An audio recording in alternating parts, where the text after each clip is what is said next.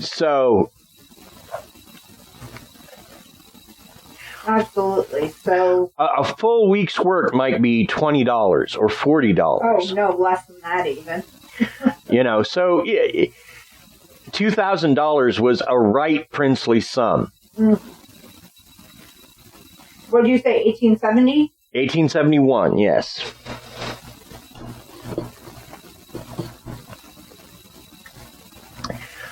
So, word of the gruesome murders spread fast, and thousands of people flocked to the site, including news reporters from as far away as New York and Chicago. The Bender cabin was ripped apart by gruesome souvenir hunters, right down to the bloody bricks that lined the cellar. Bit by bit, the story of the Benders was pieced together. The Benders were obviously not what they appeared. In fact, they weren't even a true family. The only ones related were Ma and Kate Bender.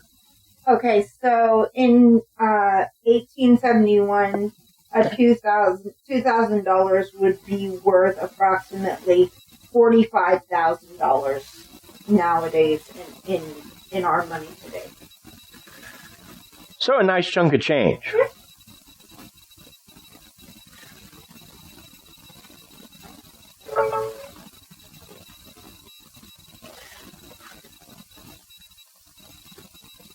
So yeah, if you knew that they had done all of that, even outside of the money, like I would think that's just the kind of people you don't want hanging around. God only knows what they do, Well, yeah, exactly. And here's the thing: is some of their neighbors too, like the Benders would give them gifts. Well, these gifts turned out to be the possessions of the people they were killing. Yeah. And that's part of what led them to the Benders. Yeah, that's pretty freaky. Now, their downfall was the murder of a father and daughter named Launcher and that of Dr. William York, who had come looking for the Launchers. In the winter of 1872, Mr. Launcher and his daughter had left Independence for Iowa, but were never heard from again. In the spring of 1873, Dr. York took it upon himself to go looking for the Launchers, stopping at the homestead along the trail to ask questions. Though he reached Fort Scott unscathed and started to return to Independence about March 8th, he never returned home. Dr. York had two brothers, one living in Fort Scott, the other in Independence. Both knew of his travel plans, and when he failed to return home, an all-out search began for the missing doctor. Colonel A.M. York, leading a contingency of some 50 men, began to question every traveler along the trail and to stop at the area homesteads. One of those places was the Bender Inn. The Benders tried to help by admitting that Dr. York had stopped by their place, but convinced the search party that he had left and was probably waylaid by Indians. Even Kate, with her clairvoyant abilities, attempted to search for the missing doctor to throw any suspicion off of herself and her family. I see. After Colonel York's visit and the meeting at the Harmony Grove schoolhouse, the Bender family fled. It was only a few days later that the homestead was found abandoned, and the search party began to discover the grisly remains of the bodies. The diggers were astounded to find what would become known as one of America's first mass murder burial grounds, as body after body was uncovered. 10 bodies were found in the Bender's apple orchard, including Dr. York and the people he had been searching for, Mr. Launcher and his daughter, just 7 or 8 years old. More gruesomely, though, the little girl's body was found to have multiple injuries. Some of them would have caused death, and it was speculated the poor lass may have been buried alive. Of the discovery of her remains, the Kansas City Times reported the little girl was probably 8 years of age and had long sunny hair, and some traces of beauty on a countenance that was not yet entirely disfigured by decay. One arm was broken, the breastbone had been driven in, the right knee had been wrenched from its socket, and the leg doubled up under the body. Nothing like this sickening series of crimes had ever been recorded in the whole history of the country. Now, in the terms of what they earned from all these deaths, probably about $4,600 in the time. So that's, what, about 90,000 modern times? Probably. Yeah. So,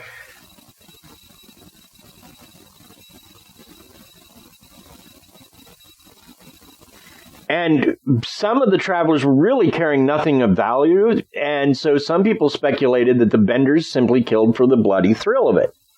And the way they did it was kind of interesting, because they would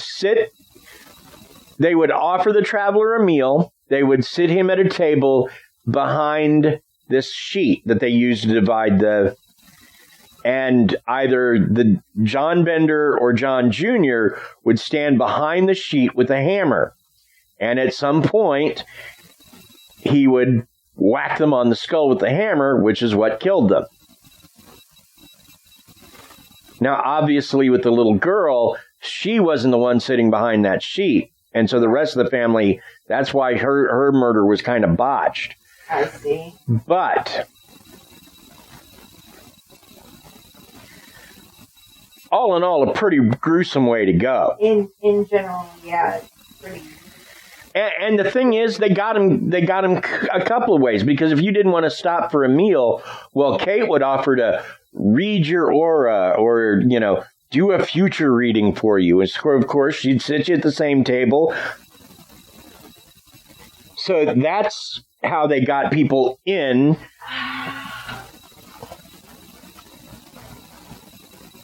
Now, after following a fresh trail of wagon tracks, a search party found that the Benders had gone to the town of Thayer, which was some 12 miles to the north.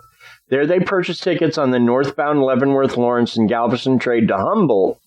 Several days later, the Benders' team and wagon were found a short distance away, the horses nearly starved.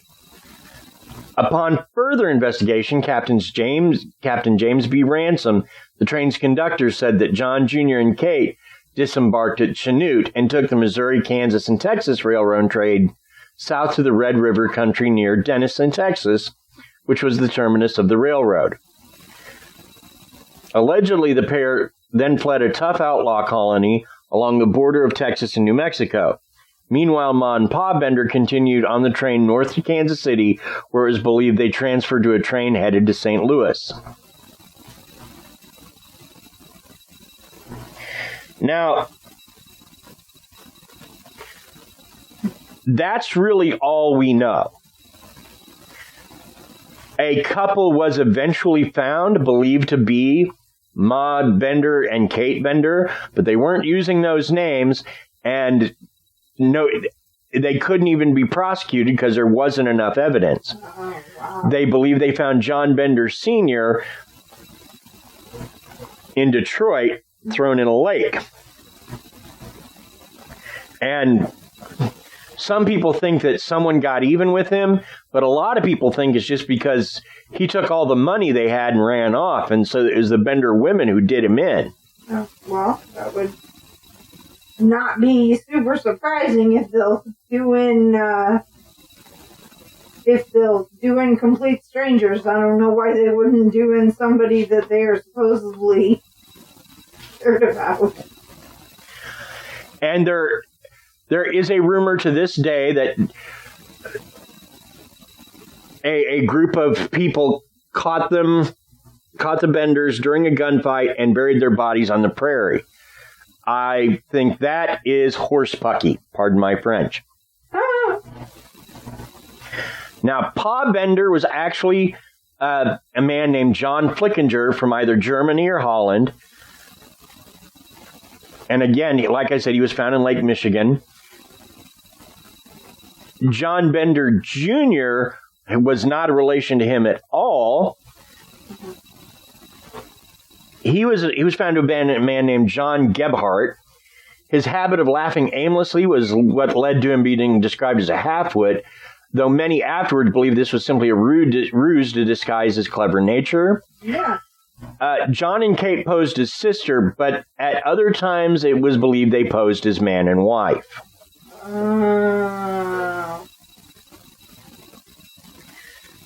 Yeah.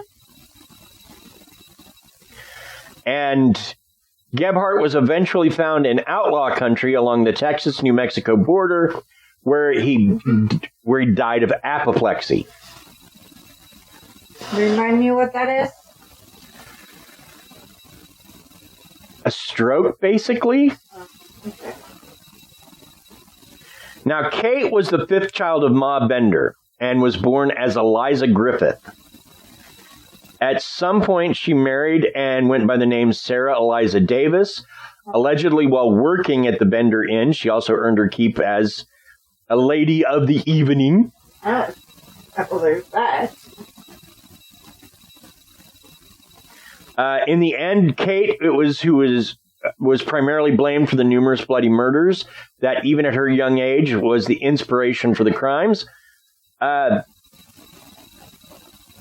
If that story is not legend enough,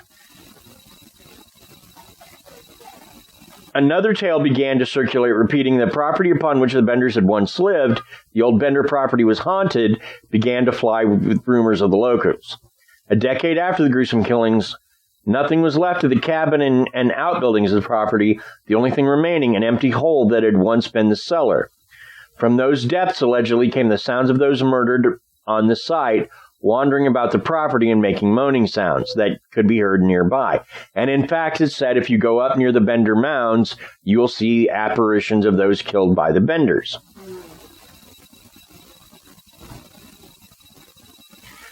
So, that's... So they still are saying, like, hauntings and stuff. Yep.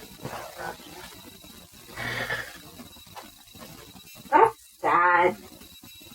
So provocative is the Bender family tale that the Bender Museum was created in Cherryvale, Kansas in 1961 in honor of the Kansas statewide centennial celebration. An exact replica of the Bender cabin was built that housed antiques and household items.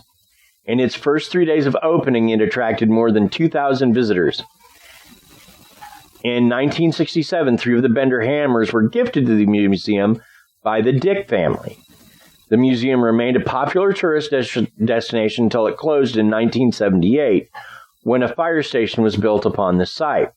Though many wanted to relocate the building, it had become a point of controversy in Cherryvale, with the locals objecting to the town being known for the Bender atrocities. In the end, the artifacts, including the hammers, photos, and newspaper clippings, were placed in the Cherryvale Museum and can still be seen today at 215 East 4th Street. In addition, Southeast Kansas may be the only place where a mass murder is celebrated by a state historical marker. While not actually on the old Bender property, the marker sits on the high prairie about a mile northwest of the Bender Mounds at the US 400 and US 169 interchange at the Montgomery County Rest Area north of Cherryvale. Wow. Also, shame on you.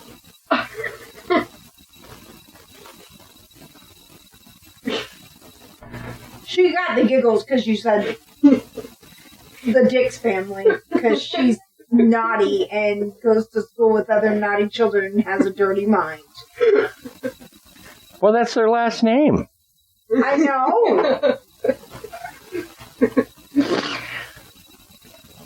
Well, on that happy note, let's take a moment for a word from our sponsor so Krysta can clear her dirty mind. Yes, if you can get some soap for Crystalline's dirty mind.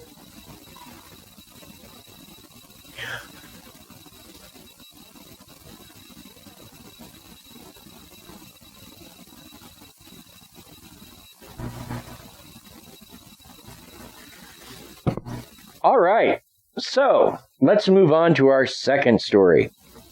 The Sawney Bean clan. And they're another Brady clan of the past too, aren't they? They're just sunshine and light and... Well, the story is set in 16th century Scotland. But most people believe that if it did happen, it happened much earlier than that. And it's certainly not the story that it became. So, long story short, Sawney Bean was a robber. Mm-hmm. And he used to steal. His dad was